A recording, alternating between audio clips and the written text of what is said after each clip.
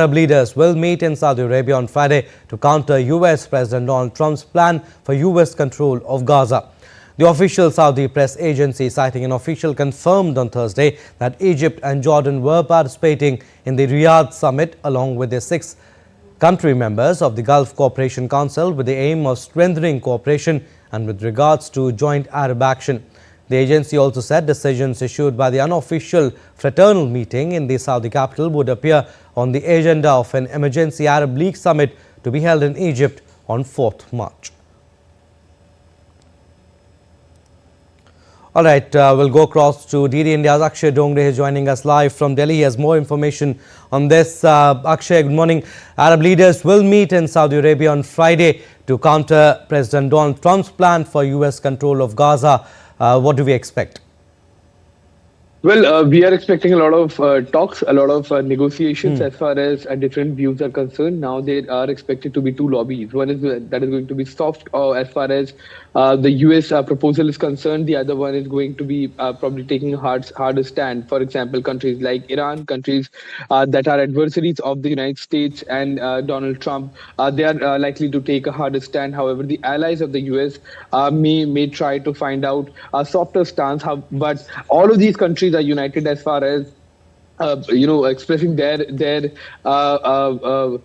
disappointment over the decision that has been taken up by Donald Trump, the statements that have been given by Donald Trump of making Gaza the Riviera of the West.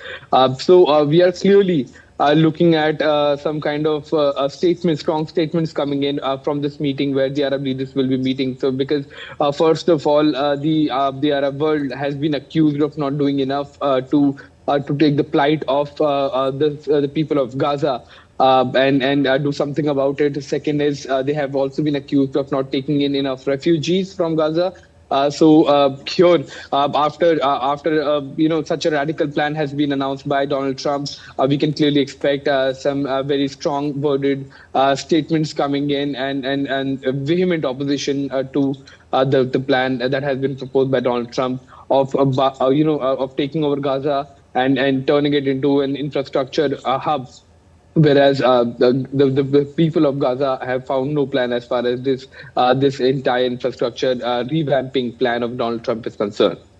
Right. Akshay, also 3 buses exploded near Tel Aviv in what Israeli police are saying is a suspected terror attack. Israel has ordered the military to step up its offensive across the occupied West Bank. What more details do you have? Well, the explosions, yes, have been quite intensive in nature. Took part in the central city of Bat Yam, and fortunately, nobody has died of the consequences as far as this massive bus blast is concerned.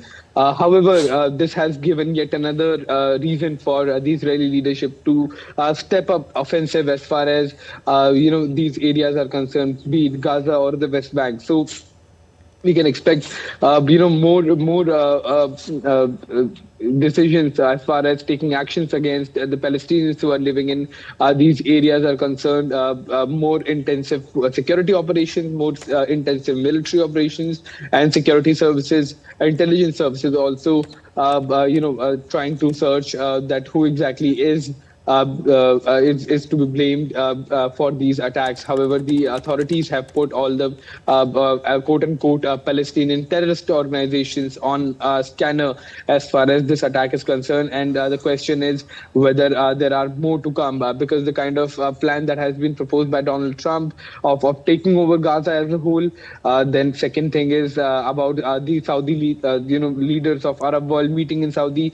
So the situation remains quite fragile because we are looking at a potential possibility of another eruption of war, and that this war could be of a much larger scale if the adversaries of the US use force to oppose this decision that has been taken up by Donald Trump of turning this very, very controversial piece of property into some sort of an infrastructure tourist destination, whereas the local population has found no place in it.